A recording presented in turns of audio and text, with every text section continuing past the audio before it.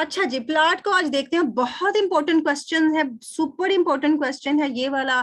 यानी अरिस्टोटल के 4-5 important questions में से प्लॉट इंपॉर्टेंट है, ट्रेजेडी इंपॉर्टेंट है, कैथारसिस इंपॉर्टेंट है, ट्रेजिक हीरो इंपॉर्टेंट है। बस इनके गिर्द ये अरिस्टोटल के 25 नंबर घूमते हैं आपके।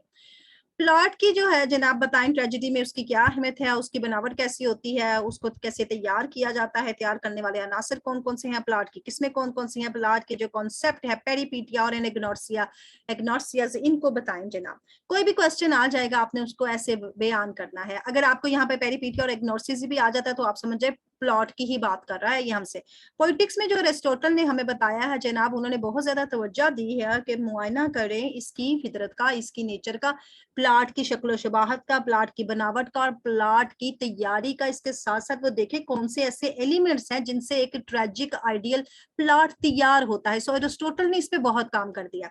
ट्रेजेडी अगर हम देखते हैं तो ये हमें पेश करती है, कुछ एक्शंस दिखाती है, और कुछ एक्शन जो कि मुश्तमिल होते हैं कुछ वाकियात के ऊपर और कुछ अनासिर, कुछ इवेंट्स के ऊपर, इंसिडेंट एंड वाकियात यानी कुछ वकू पजीर होने वाले हादसात पर कुछ एक्शंस होते हैं जो हमें ट्रेजेडी में दिखाए जाते हैं। प्लाट क्या है? प्लाट एक अरेंजमेंट है उन तमाम के तमाम इंसिडेंट्स का और इवेंट्स का जो कि ट्रेजेडी में आपको दिखाए जा रहे हैं। प्लाट के अंदर क्या होता है? प्लाट में क्या रखा हुआ है जनाब? प्लाट के अंदर एक कर्नल है, एक गूदा है। एक गूदा किसका है? अमाल का, एक्शंस का। देखें आप, वो देखती है ना, वो एक अखरोट होता है, तो अखरोट के अंदर उसके सारा कुछ घुसा होता है, आहिर बाहिर अखरोट के कुछ भी नहीं होता। तो उसके अंदर अगर आप केला देखते हैं, केला अगर बाहर होता है तो जनाब केले के अंदर होता है, छिलका उतारेंगे तो अंदर से निकलेगा। तो प्लाट के अंदर कुछ सेक्शंस होते हैं जो उसकी अहमियत की बाइस बनते हैं। और उसके बाद हमें कहता है कि ये ऑब्जेक्ट होते हैं, ये वो चीजें होती हैं जिनसे प्लाट मिलके बनता है। अगर हम बुनियादी तौर पर अहमियत देखते हैं प्लाट की तो हम कह सकते हैं द एक्सटेंडेड, बहुत ज्यादा फैलाव हो जाना और समझना उनकी आदात और अतवार को, जो कि हमने देखा कि हमें मिली है एरिस्टोटल से, और एरिस्टोटल ने उनकी बहुत अहमियत बताई कि प्लाट के अंदर कुछ एक्सटेंडिंग चीजें होती हैं जो आपको वो समझनी है, तो फिर आप प्लाट की अहमियत को समझ पाएंगे। एरिस्टोटल के मुताबिक प्लाट की डेफिनेशन वो क्या बताते हैं? Plot is the principle. ये एरिस्टोटल ने कहा कि प्लाट एक असूल है, प्लाट एक रूह है, किसकी? ट्रेजेडी की। तो एरिस्टोटल ने कह दिया plot is the soul of the tragedy, या आपकी कोटेशन बन जाती है। अगर हम देखते हैं तो एरिस्टोटल हमें कहते हैं कि there can be the tragedy without character. वो कहते हैं ना डालो कोई बंदा ना बंदे की जात, ट्रेजेडी बन जाएगी, but there can not be tragedy without a plot. लेकिन प्लॉट के बगैर ट्रेजेडी नहीं बननी। आजकल आपको क्या बताया था मॉडर्न ड्रामा में? No plot. अब कोई प्लॉट स्लॉट नहीं आ रहा, कहानी कहीं इधर जा रही है कहीं उधर जा रही है, कोई मिडल, बिगिनिंग मिडल एंड कोई नहीं आ रहा। बेशक एंड से कहानी उठा लो, बेशक मिडल से उठा लो, कहीं से भी उठा लो, बेशक एक वाकई पे कहानी बना दो। There is no important in the plot for the modern writing. ये है जनाब उसके एलिमेंट्स, जो ट्रेजेडी के मैंने आपको पहले कहा कि एलिमेंट्स भी आपने याद रखने हैं, इनकी डायग्राम बनानी है। जैसे वही अभी आपको बताया था कि सर्कल बना ले ट्रेजेडी का, और ऐसे इसके अंदर से 6 लाइनें खींचे और 6 लाइनें खींच के जनाब वहां पर नाम लिखता है। मेरे से सर्कल सही बन नहीं रहा। ऐसे ट्रेजेडी लगा के यहाँ पे अपने प्लॉट लिखना है, यहाँ करेक्टर लिखना है, यहाँ पे थॉट लिखना है, यहाँ पे मेलोडीज लिखनी है, ये मेलोडीज वही गाने हैं, यहाँ पे डिक्शन लिखनी है, जुबान लिखनी है, और फिर स्पेक्टिकल्स लिखने हैं जो कि आपके पीछे इस्तेमाल हो रहे हैं। तो ये ट्रेजेडी की डायग्राम है आपकी। एरिस्टोटल ने कहा जनाब प्लाट जो है उसकी पहली जगह है, यानी फर्स्ट मुकाम में प्लाट को देता हूं। उसने उसके लिए जगह मुकर्रर कर दी कि प्लाट के बगैर कोई कहानी नहीं हो सकती। इसके बाद उन्होंने कहा कि यहाँ पर मैं अगर कहता हूं कि वजीर अगर आपको इसमें बताऊं कि devoted to the discussion of the nature, मैं कहूँ कि जनाब प्लाट वो चीज है जो अपने आप को वक्फ कर देता है आपको ट्रेजिडी की नेचर बताने के लिए, इसके स्ट्रक्चर्स बताने के लिए, इसकी काइंड बताने के लिए, इसकी तैयारी बताने के लिए, इसके नासिर बताने के लिए, और तब जाके कहीं आइडियल प्लाट बनता है। यानी प्लाट के अंदर ये सारी चीजें पाई जाती हैं। प्लाट के अंदर हमें उसकी नेचर देखनी है, उसके स्ट्रक्चर्स देखनी है, उसकी किस्में देखनी है। प्लाट को कॉम्प्लेक्स और सिंपल प्लाट देखा था ना, कॉन्स्टिट्यूट एलिमेंट्स देखनी है, किन से मिलकर प्लाट बना है, राइजिंग एक्शन और वो जो अभी फॉलिंग एक्शन, अभी डिनंसिएशन, कैटास्ट्रॉफी, ये सारी चीजें देखी है ना हमने। इनके एलिमेंट्स भी देखने हैं जनाब प्लाट के अंदर।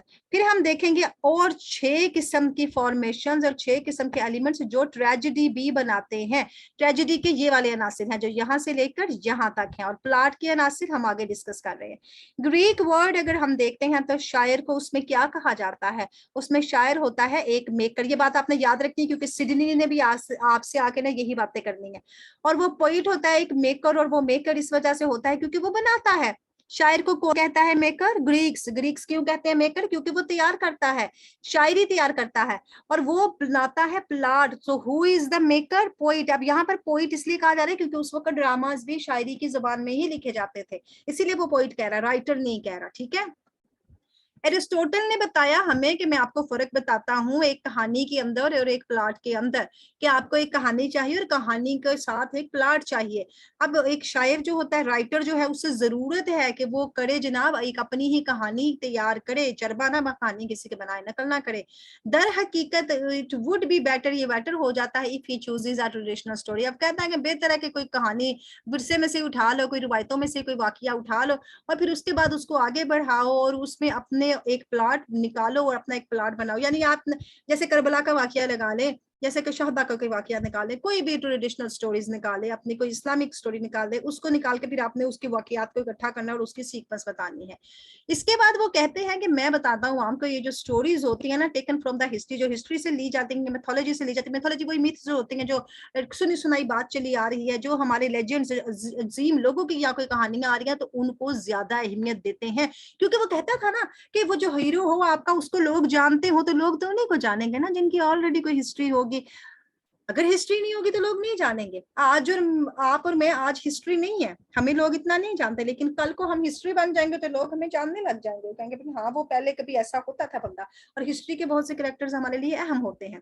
इसलिए उन्होंने कहा क्योंकि वो फेमिलियर होते हैं, उनको आसानी होती है लोगों को उन्हें समझने में। यहाँ पर बहुत सी ऐसी हमें गाइडलाइंस बताई हैं जो कि उनके कैरेक्टराइजेशन में पाई जाती हैं, जो उनके किरदार में पाई जाती हैं। यानी मशहूर होते हैं लोग, ऑलरेडी उनके बारे में कुछ नॉलेज रखते हैं और वो उनको सुनना पसंद करते हैं। आफ्टर चूजन हिज स्टोरी, अब अपनी कहानी चुनने के बाद राइटर क्या करेगा? वो इन्वेंटिंग करेगा, वो इजादात करेगा, अपनी ड्रामेटिस्ट जो सलाहियतें हैं उनके साथ अपने सब्जेक्ट को देखेगा और फिर उसके बाद वो अपने प्रोसेस के साथ आगे बढ़ेगा और अपने आर्टिस्टिक सिलेक्शन करेगा और उसकी तरतीब देगा। वही बात होगी, एक वाकया चुनेगा, फिर उस वाकये की तरतीब लगाएगा और उसके साथ कहानी को आगे बढ़ाएगा। ओनली रेलेवेंट इंसिडेंट्स ही डालने हैं आपने, ये नहीं डालना कि फजूल। आजकल तो दिखा दिया जाता है ना कि लड़की की सहेली भी दिखा दी गई, लड़के का दोस्त भी दिखा दिया गया, तो वो कहते हैं रिलेवेंट डालना। अगर लड़की दिखाई तो लड़की को ही लेके चलो आगे, अगर लड़का दिखाए तो उसी की कहानी को आगे लेके चलो, बादशाह या नहीं है तो उसी की कहानी लेके आगे चलो। सिर्फ रिलेवेंट इंसिडेंट आपने प्लॉट में डालने हैं और सिचुएशन जो कि आपने सिलेक्ट की है उसके मुताबिक किरदार होनी चाहिए, कोई उससे इररिलेवेंट बंदा ना हो। इसके बाद वो क्या करेंगे, आप उन्हें अरेंज करेंगे बड़ी महारत के तरीके के साथ और फिर वो लगेगा जैसे आप फॉलो कर रहे हैं एक दूसरे को, एक दूसरे के एक्शंस को फॉलो कर रहे हैं। और वो क्या कर रहे हैं एक्शन, अब यहाँ पर वो आपको बताएंगे जनाब। जब आप एक्शन को तरतीब के साथ करेंगे तो आप करेंगे अदर नेसेसरली, बहुत जरूरी के साथ, जरूरत के साथ ये काम करेंगे, और इनएविटेबली यानी लाजमुल मलजूम हो जाएगा आपका ये काम। स्किलफुली करेंगे, इररिलेवेंट काम नहीं करेंगे तो आपका काम महारत के साथ जरूरत के तहत लाजम मलजूम होना चाहिए। वो किरदारी आपने बात करनी है उसके अंदर। मोर एवर अगर हम देखते हैं तो इंसिडेंट्स जो कि चूजन किए जा रहे होते हैं वो सीरियस होने चाहिए, यानी कॉमेडी को एरिस्टोटल पसंद नहीं करते थे, और बहुत इंपॉर्टेंट होने चाहिए। नॉट ट्राइबल, ट्राइबल वो कॉमेडी को कहते थे। मामूली वाकयात नहीं लेने हैं आपने, जैसे ट्रेजेडी अगर ली प्लॉट के अंदर तो उसके अंदर आपने इमिटेशन को देखना है, और इमिटेशन किसकी करनी है? एक सीरियस एक्शन की। इमिटेशन क्या है? मिमिसिस है, नकल है। यानी जो भी आपने हिस्ट्री से वाकयात उठाया तो आप नकल टू नकल ही करेंगे ना, तो इमिटेशन ही करेंगे, तो आपने सीरियस एक्शन की करनी के लिए आप ट्रेजेडी बना रहे हैं। इसीलिए ये जो सारे के सारे इंसिडेंट हैं इनको लाजमी संजीदा वाकयात पे मुश्तमिल होना चाहिए जो कि उभारेंगे ट्रेजिक इमोशन, और ट्रेजिक इमोशन से फिर पब्लिक में उठेगा पिटी, और फिर पिटी उठेगी कि आप तरस खाएंगे, फिर उठेगा कि आपके साथ ऐसा ना हो जाए। नेक्स्ट एरिस्टोटल हमें डिस्क्राइब करते हैं कि ये जो ट्रेजिक प्लॉट होता है ना उसको कंप्लीट होल होना चाहिए, यानी कहानी मुकम्मल हो जानी चाहिए। अच्छा, इडिपस की उसके बाद भी कहानी चलती है, और इडिपस है ना, हाँ इडिपस की, लेकिन हमें उसके बाद की कहानी में कोई इंटरेस्ट नहीं है, क्योंकि हमारे लिए कहानी वही खत्म होगी जहां उसकी माँ मर गई और जहां उसने अपनी आंखें फोड़ दी। हालांकि उसकी कहानी, उसकी 3 किताबें, जब मैंने सोफोक्लिस की बाकी किताबें देखी तो मैंने कहा वो ये तीसरी किताब अगर हमारे पास आती है तो उसमें वो जो उसका अच्छा वाले किरदार वाला चाचा ताया होता है, और जो चाचा ही होता है शायद उसका, नहीं चाचा नहीं होता, उसका साला होता है ना, मामा, मामा होता है हकीकत में तो वो उसका मामा होता है ना, तो वो कंस मामा बन जाता है वो एंड पे आके उसी के बेटे को और बेटी को निकाल देता है, जो उसकी सगी बहन से पैदा हुए होते हैं ना, तो नाजायज बच्चे करके उनको निकाल देता है। बेटी भाई का हक मांगने आती है तो बेटे को मरवा देता है। वो लुइस का जो होता है, लुइस ही था ना उसका, यानी जो भी उसका वो मामा था ना, उसके अगर आप आगे उसका सोफोक्लिस की कहानी लेके जाए ना, तो उसमें आगे भी आता है, लेकिन हमें उतने में ही कंप्लीट ट्रेजिक प्लॉट मिल गया था, हमें एक कंप्लीट होल मिल गया था, हमें अगली कहानी सोचने की जरूरत भी पेश नहीं आई। ये तो मैंने अपने इंटरेस्ट के लिए उसको आगे स्टडी किया था ना, लेकिन हमारे से उतने ही एग्जामिनर ने पूछा था जितनी उसने हमें बुक दी थी। अब कंप्लीट का मतलब है, इसका क्या मतलब होता है कि जनाब प्लॉट के अंदर आपकी प्रॉपर बिगनिंग होनी चाहिए, मिडल होनी चाहिए, एंड होना चाहिए। ये मैंने आपको जो भी डायग्राम यहाँ पर दिखाई है ना ऐसे ट्राइंगल वाली, यहाँ बिगनिंग मिडल और एंड आपने बताना है उसे। और उसके पास जो बिगनिंग है उसके अंदर must not necessarily flow out of some previous situation. आपको वाजिया होना चाहिए कि पहले के आने वाले हालात को आप उसमें से बाहर नहीं निकालेंगे। हमें अगर कहानी शुरू की गई तो दिखाया गया था इडिपस के प्लॉट को मद्देनजर रखते हुए कि बैकग्राउंड में जनाब उसके एक कहानी चल रही है ऑलरेडी, लोग प्लेग से परेशान हुए हुए, वो बाहर आकर उन्हें कह रहे हैं कि क्यों खड़े हो सारे के सारे, मैंने बड़ी दुआएं की है, मैं हर वक्त आता हूँ तुम लोगों से बात करने के लिए। तो प्रीवियस सिचुएशन हमें पता लग रही थी कि लोग परेशानी की हालत में यहाँ खड़े हैं। अगर हम वो ओकोंको के साथ जाते हैं तो ओकोंको की कहानी में हमें उसकी प्रीवियस स्टोरी वहां से पता चलती है, जब वो बच्चे जवान है उसके ओकोंको के पास पावर है, लेकिन हमें वहां से प्रीवियस कहानी पता चलेगी थी उसने ये पावर ऐसे हासिल नहीं की। अब अगर ओकोंको की उम्र 40-45 साल है तो 20 साल की उम्र में, यानी 20 साल पहले वो पीछे उसके पास कुछ नहीं था, उसने अपने ये क्या थे तमगे टाइटल्स लिए थे अपनी मेहनत के बलबूते पर, मेहनत के बलबूते पर उसने फसलें बोई थी, मेहनत के बलबूते पर उसने ये कुछ किया था। हैडा के हमें प्रीवियस स्टोरी है तो मिलती है प्रीवियस स्टोरी, हर किरदार की हमें प्रीवियस स्टोरी मिलती है, पता चलता है हैडा जनरल की बेटी थी, हमें प्रीवियस स्टोरी मिल गई। तो लिहाजा ये होती है प्रीवियस स्टोरीज। अब यहाँ पर might be earlier parts of the story, और यहाँ पर शायद उसके पहले जो कहानी का हिस्सा होता है द इंटेस्टिडेंट उसको कहा जाता है, उसको इंटेस्टिडेंट कहते हैं। इंटेस्टिडेंट यानी प्लॉट के यहाँ पर जो भी एक्सपोजिशन आया हुआ था ना उससे पहले यहाँ पर शुरू होएगा, उससे नीचे आएगी ये लाइन अगर लिखना चाहें तो। और वहां पर क्या करेगा, कम्युनिकेटेड हो जाएगा, यानी वो आपकी बात करवाएगा, किसके साथ आगे बात बढ़ाएगा, ड्रामेटिस्ट के साथ, जो ड्रामा लिखने वाला है उसके साथ, क्योंकि वो इसी तरीके के साथ इन सारे के सारे एक्शंस को आगे लेके जाना चाहता है। यानी बिगिनिंग में आपको ये चीजें मिल गई। सो बिगिनिंग आपके पास क्लियर होनी चाहिए और आपके पास इंटेलिजिबल होनी चाहिए, एक ऐसी हो कि आपको समझ आ जाए, बिगिनिंग में पेचीदगी नहीं आनी है, बिगिनिंग में गुत्थियां सुलझी हैं सारी की सारी।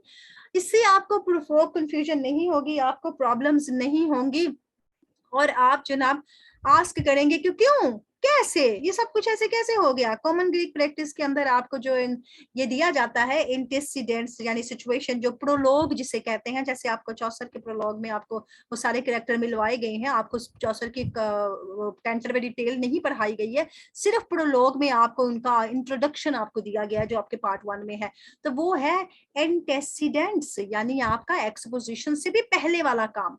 एरिस्टोटल क्या कहते हैं, वो कहते हैं कि बड़ी इफेक्टिव बिगनिंग होनी चाहिए, जाहिर है बिगनिंग इफेक्टिव होगी तो हमारा इंटरेस्ट बढ़ेगा। और श्योर टेस्ट कर लें ड्रामेटिस्ट के स्किल को कि ड्रामा लिखने वाले की आखिर कितनी महारत है, वो आपको कितना काबू कर सकता है कि आप उसका पूरा ड्रामा देखें। मिडिल के अंदर आपको दिखाया जाता है कि एक कंसिक्वेंट है, एक ऐसी सिचुएशन है जिसके ऊपर ये बना गया, यानी सिचुएशन के नताइज है जिन पर ये बना गया है, जो कि पहले से गुजर चुके हैं वहां पर, और उन्हीं से फॉलो किया जा रहा है, जो कि आगे कैटास्ट्रॉफी का बाइस बनेंगे। लिहाजा मिडिल में एवरीथिंग जो होती है वो between the first action and the last action होती है। मिडिल में जाहिर है इधर और उधर दोनों चीजें आ रही है, मिडिल के साथ क्या होना है, उसके साथ एंड नहीं जाके जुड़ना है, तो एंड जो होगा वो कॉन्सिक्वेंट होना है उन ही हालात का जो कि मिडिल में और मिडिल से पहले बिगिनिंग में गुजर चुके हैं। लिहाजा यहाँ पर आपको फॉलो नहीं करनी है एनी फर्दर इंसिडेंट्स और सिचुएशन। जैसे मैंने आपको कहा कि थैलन ने इडिपस ने आंखें फोड़ दी थी, तो हमने वहीं पे बात खत्म कर ली, हम फर्दर आगे नहीं बढ़े कि जाके उसके बच्चों का हाल देख लें, जाके अब देखें माँ बाप मर गए तो हुकूमत किसने छीन ली, हुकूमत मामा जी ने छीन ली, बच्चों को निकाल दिया। एंटागनी शायद उसका नेक्स्ट पार्ट है, एंटागनी, एंटागनी करके नाम है उसका। तो हमें फर्दर इन चीजों की जरूरत पेश नहीं आई, हमारी ट्रेजेडी वहीं